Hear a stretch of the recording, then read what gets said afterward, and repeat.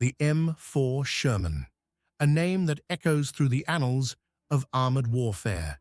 It was not the biggest, nor the most heavily armed, nor even the most advanced tank of its time. And yet, it was the tank that helped turn the tide of war, the backbone of Allied armored divisions, and the symbol of American industrial might during the Second World War. To understand the Sherman, we must first go back to the early days of the war, when German panzer divisions were sweeping across Europe with frightening speed. The United States, though not yet involved in the conflict, was watching closely. The early American tank designs, such as the M2 and M3 Lee, were quickly proving to be inadequate. They were stopgap solutions, rushed into service to provide some form of armor until something better could be developed. That something better would come in the form of the M4 Sherman. Designed in 1941, the M4 was a marvel of efficiency. It was built with a balance of firepower, armor, and mobility, but most importantly, it was designed for mass production. American factories, with their enormous industrial capacity, could churn out thousands of these tanks in a matter of months. And they did.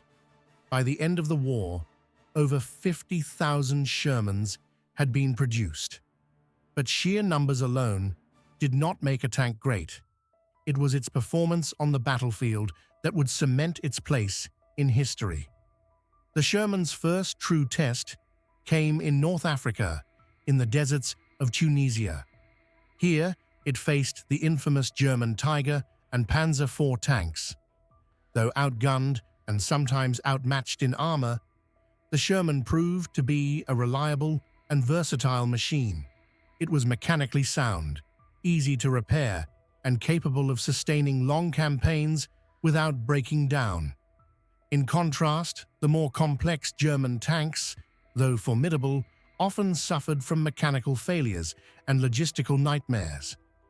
As the war progressed, the Sherman was deployed across multiple fronts, from the hedgerows of Normandy to the dense forests of the Ardennes, from the ruins of Italy to the Pacific Islands, where it faced off against Japanese defenses.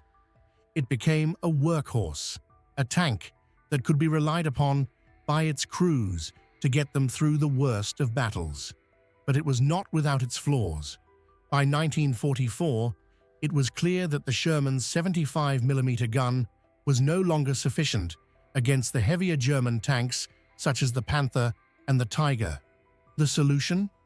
The introduction of the Sherman Firefly, a British modification that equipped the tank with a 17-pounder gun, capable of piercing the thick armor of the German behemoths. Yet the Sherman's greatest strength was not in its individual firepower, but in its numbers and adaptability.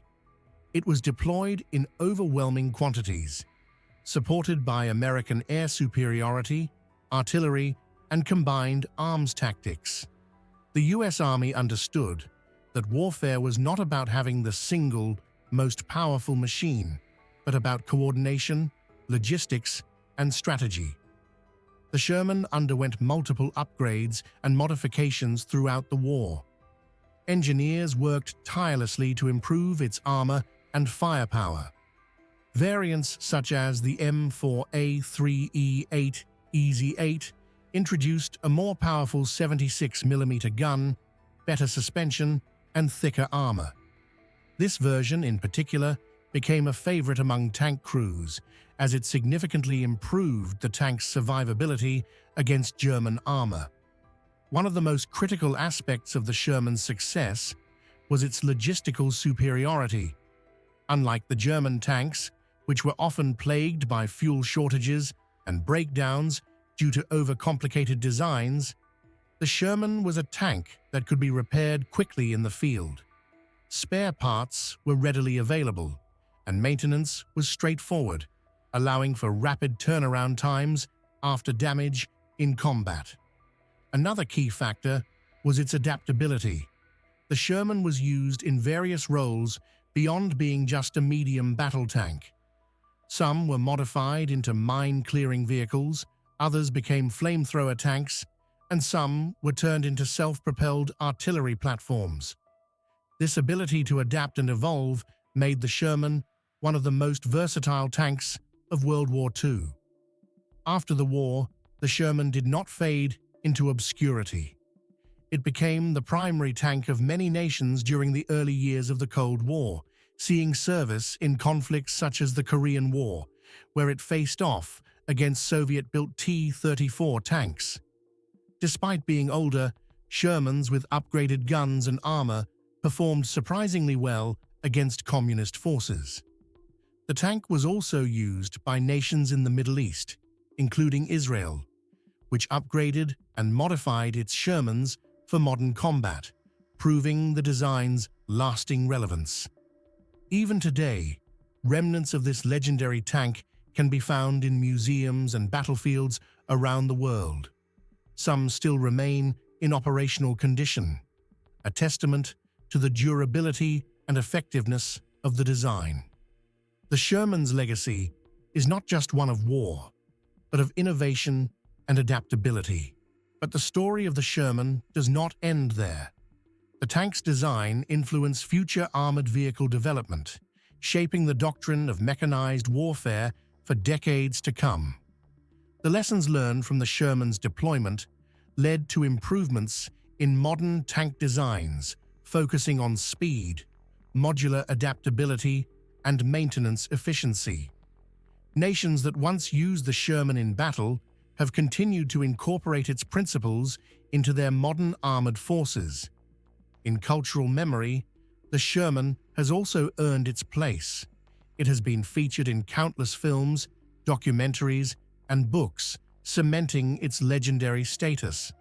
Veterans who once served in these machines recall both the challenges and triumphs they experienced while operating them. The Sherman was not just a machine. It was a lifeline, a companion in the heat of battle, and a reliable force on the front lines. Despite its many strengths, it is important to remember the sacrifices of the men who fought within these tanks. The Sherman, for all its effectiveness, was not invincible. Many crews faced harrowing experiences, outmatched by German armor, surviving only through superior tactics and overwhelming force. Their bravery and resilience helped define the Allied victory in World War II. Today, the Sherman stands as a monument to wartime ingenuity and industrial might. Its impact on history is undeniable, and its influence can still be felt in the armored vehicles of today. The M4 Sherman may not have been the best tank of its time, but it was the tank that helped win a war. And in the end, that is what mattered most. It was a testament to the power of industry, the ingenuity of design, and the resilience of the soldiers who fought within its steel hull. The Sherman was, and remains, an icon of the Second World War.